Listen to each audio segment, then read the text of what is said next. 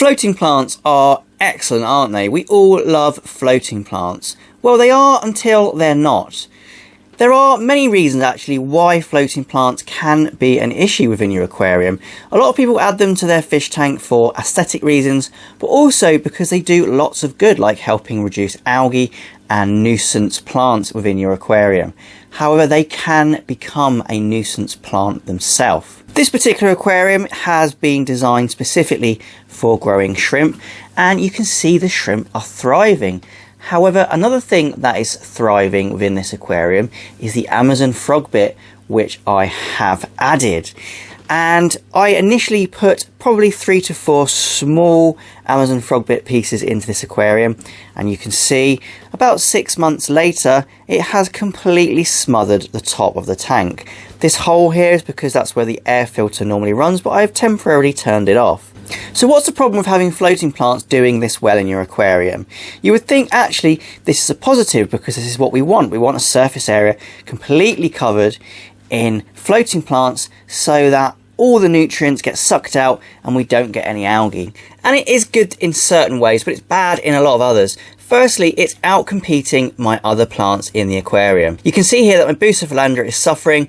Even a low light loving plant like this just isn't surviving.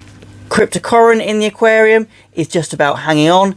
I added Apongeton bulbs when I first set this aquarium up, and what's it done? Absolutely nothing.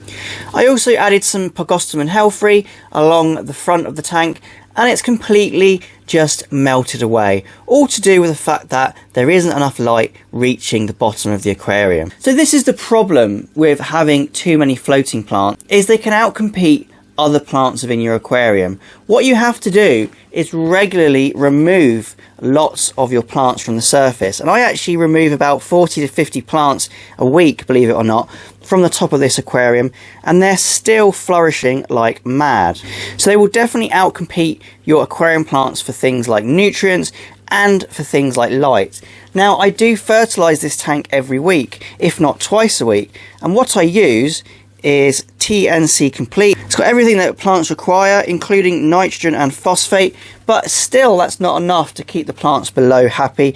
And this light is an incredibly bright light from Arcadia, and even that isn't enough to mean that the plants below the floating plants get what they need. So major issue of floating plants out competing your other aquarium plants. One thing you can do, which I haven't done, but some people will create little barriers in their tank using airline and just confine your floating plants to that area, and this will allow you to not have this complete overgrowth of floating plants on your aquarium. Now, in another video I mentioned about this tank having a lid and the fact that it was affecting my floating plants, but that's one of the issues. I can't have a lid on my aquarium because the evaporation causes condensation, and the condensation kills the floating plants.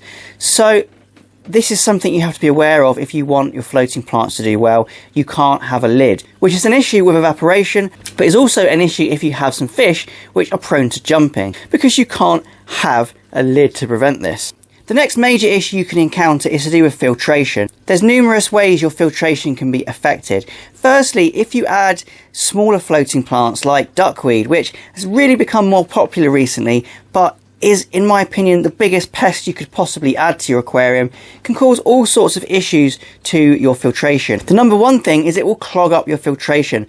If it gets below the surface or is sucked below the surface by something like a trickle filter or a hang on the back filter, it will basically get pushed down and into your filtration and just clog it up really badly. And aquarium plants like the frogbit with long roots can affect water flow. The roots will actually prevent water flowing through your aquarium as well as it normally would, and I'm having this particular problem myself. The roots are growing so long that the filtration isn't blowing the water around as much as it would do, simply because the roots are buffering where the water will flow nicely. And because of the nature of floating plants, they don't like to get their leaves wet, they don't really like to be moved around so much, so generally when you're keeping floating plants successfully, your filtration isn't going to be the strongest anyway, because you don't want the water movement to be too strong. But compound that with the fact that the roots then slow the flow down even more, and you can have major issues with flow through your aquarium. And that can have other issues as well within the water chemistry of your aquarium. So with a surface area like this, completely covered almost in floating plants, you can imagine that oxygen is going to struggle to get into the water here if it wasn't for the fact that I use an air filter within this fish tank. So it's definitely recommended to use an air stone at least if you have a fish tank with this many floating plants on it. Now lastly, this is an odd statement to make, but there's a severe lack of algae in my aquarium. And coming from the fact that most people add floating plants to reduce algae, it becomes an issue long term when you have fish in your aquarium, or in fact invertebrates in your aquarium, which like to eat algae. Now there is a little bit of blackbeard algae, but only a tiny amount, and shrimps don't really feed on this. They feed more on the green algae, and believe it or not, I think there's actually not enough algae in this fish tank. I have lost, unfortunately, 5 ottocinclus due to the fact that even though I'm feeding them on a daily basis, there just isn't enough food in here for them to graze on naturally. You can see how clean the wood is, you can see how clean the rocks and substrate are. And yes, that's partly to do with the fact that there are lots and lots of shrimps in here, but it's also a lot to do with the fact that these plants are completely shading out the aquarium, sucking out all of the nutrients before anything else can grow other than this moss apparently. So this is just something you need to be aware of if you do have lots of catfish that rely on algae, or even snails or anything like that in your aquarium when you're adding your floating plants, because that's normally somebody's first reaction with algae is to add fish, and then if that doesn't work, you then add your floating plants. And the point I'm trying to make is you can, down the line, end up starving out your algae eating fish due to the floating plants you've added. So all of this is really just a lesson of balance. Floating plants provide many positive benefits to most aquariums. In fact, they'll sort out a lot of issues when it comes to algae, but as we can see here, there's always a flip side to every situation. Where we have a benefit, we also have an impact on other things we would probably want in the aquarium. Now of course there are things that we can do to rectify this. We could remove a vast majority of these plants, and we could also maybe create a little barrier so that they're stuck in one area rather than them being allowed to just free grow over the entire surface of this aquarium. So the problems presented in this video aren't things we can't overcome very easily, but they are issues that we should be aware of and take into consideration when adding floating plants to our aquariums.